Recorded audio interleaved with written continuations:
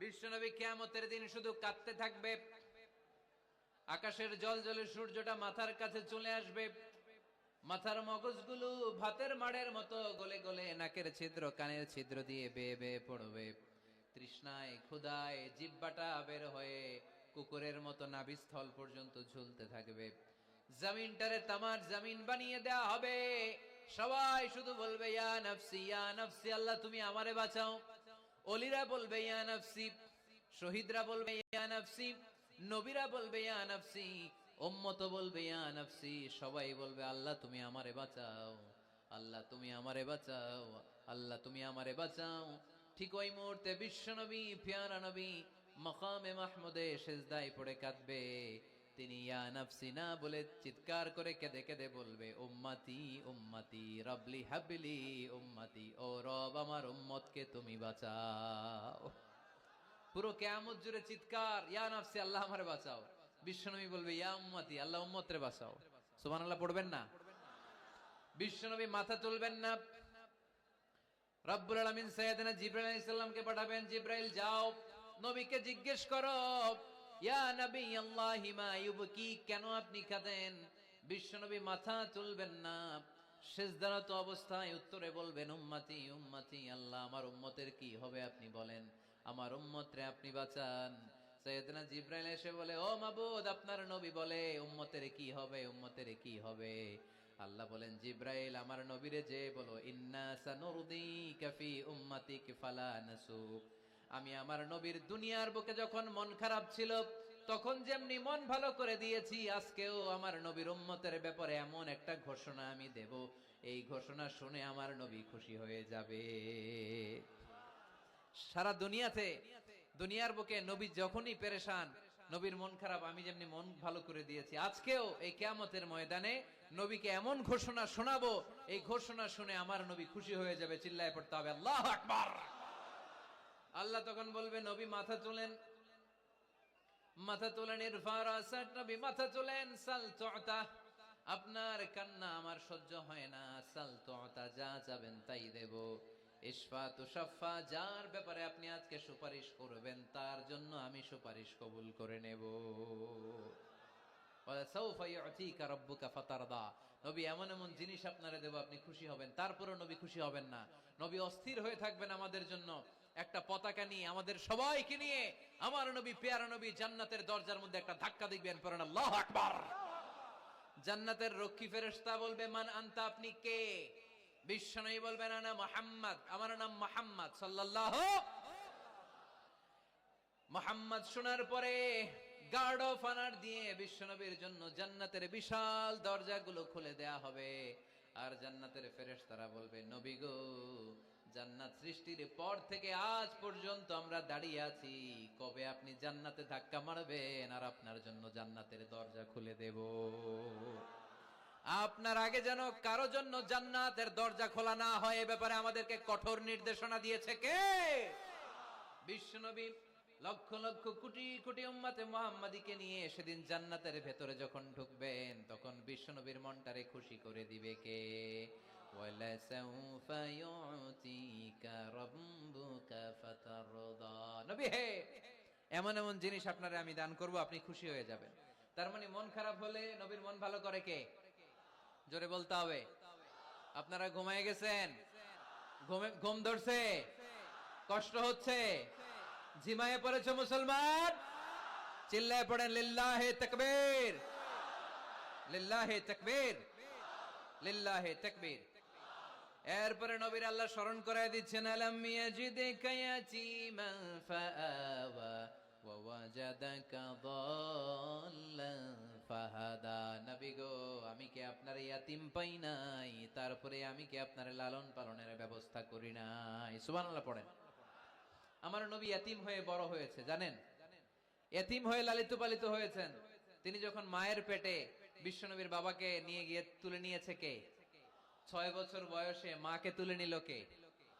দাদা আব্দুল মুত্তালিবের কাছে লালিত পালিত হলেন। 8 বছর বয়সে দাদাকেও নিয়ে গেল কে? এরপরে ইয়াতিম নবী চাচার কাছে লালিত পালিত হলেন। সুবহানাল্লাহ পড়েন। এজন্য আল্লাহ বললেন আওয়া আলাম ইয়াজিদিকা ইয়াতীমান ফাআওয়া, নবী হে আমি কি আপনার ইয়াতিম পাই নাই, আর আপনারে কি আমি আপনার চাচার কাছে লালন পালনের ব্যবস্থা করে দেই নাই? তো এই ছোট্টবেলায় আপনি এতিম, আপনারা দেখার কেউ নাই, তখন যদি আমি আপনারা সাহায্য করতে পারি, ওই আল্লাহ এখনো আসিনা নাই? বিপদের কালে আমার নবীরে সাহায্য করে উত্তরণের ব্যবস্থা করেছে যে, মুসলমানদের এই ক্রান্তি লগ্নে মুসলমানদের সংকট দূর করার জন্য আমার আল্লাহর রহমত আজও আছে না নাই? পরীক্ষা দিতে হবে, আমাদের পরীক্ষায় পাশ করতে হবে। ওয়ালা তাহিনু ওয়ালা তাহজানু ওয়া আনতুমুল আ'লাউনা ইন কুনতুম মুমিনিন। ভয় পেও না, নিরাশ হয়ো না, হতাশ হয়ো না, বিজয় তোমাদেরই হবে যদি মুমিন হও। চিল্লায় বলেন ঠিক কি না? আলাম ইয়াজিদকা ইয়াতীমান ফাআওয়া। নবী আপনার ইয়াতীম হিসেবে পেয়েছি, তখন আপনারে আশ্রয় দিয়েছি। তারপরে আল্লাহ বললেন ওয়া ওয়াজাদাকা দাল্লান ফাহাদা। আপনারে আমি দল্লান হিসেবে পেয়েছি, তারপরে রাস্তা দেখিয়েছি। আপনি রাস্তা খুঁজছিলেন। দল্লুন শব্দের অর্থ গোমরা, পথহারা। কিন্তু রাসূল সাল্লাল্লাহু আলাইহি ওয়াসাল্লামের ক্ষেত্রে এই অর্থ করা যাবে না। আমার নবী গোমরা ছিলেন না, আমার নবী পথভ্রষ্ট ছিলেন না। যদিও অফিসিয়ালি আমার নবী 40 বছর বয়সে নবী হয়েছেন, কিন্তু 40 বছরের আগের জীবনীটাও আমাদের জন্য অনুপম আদর্শ আর নমুনা। চিল্লায় বলেন ঠিক কি না? 40 বছর আগেও নবী সত্য কথা বলতেন। 40 বছর আগে তিনি দান করতেন।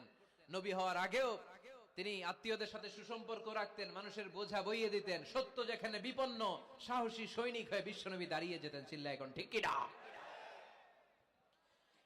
এজন্য আল্লাহ বললেন ওয়াওয়াজাদাকা দাল্লান ফাহাদা। নবী আপনি পথ খুঁজছিলেন, আমি আপনারে পথ দেখিয়েছি। আমাদেরকে পথ দেখায় কে? রাসূল সাল্লাল্লাহু আলাইহি ওয়াসাল্লাম মহাসত্যের অনুসন্ধান করছিলেন। দল্লান অর্থ এখানে পথহারা পথিকের মতো আপনি খুঁজছিলেন, কই যাবেন, ডানে না বায়ে।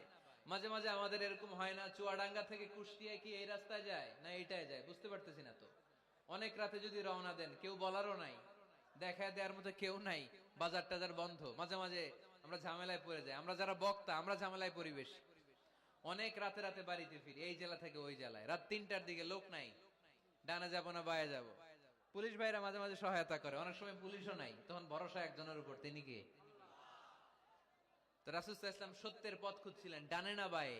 আল্লাহ বললেন বায়ে না, ডানে যান। ফাহাদা, আল্লাহ হেদায়েতের রাস্তায় তুলে দিলেন। সুবহানাল্লাহ পড়েন। আমরা যদি পথ ভুলে যাই, আমাদের পথ দেখায় কে? সবাই বলেন আমাদের পথ দেখায় কে? আমি যদি কোনদিন পথে ভুলে যাই, হাত ছানি দিয়ে কাছে নিও, মমতার বন্ধনে আমায় বেঁধে সব ভুল ক্ষমা করে দিও। পড়েন, আমি যদি কোনদিন পথে ভুলে যাই, হাত ছানি দিয়ে কাছে নিও, মমতার বন্ধনে আমায় বেঁধে সব ভুল ক্ষমা করে দিও। পড়েন আমিন। আমাদের পথ দেখায় কে? আমরা প্রতিদিন পড়ি ইহদিনাস সিরাতাল, সবাই পড়েন ইহদিনাস সিরাতাল। ও আল্লাহ আমাদেরকে সরল সঠিক পথ দেখাও। আল্লাহ বললেন নবী আপনাকে আমি পথ দেখিয়েছি।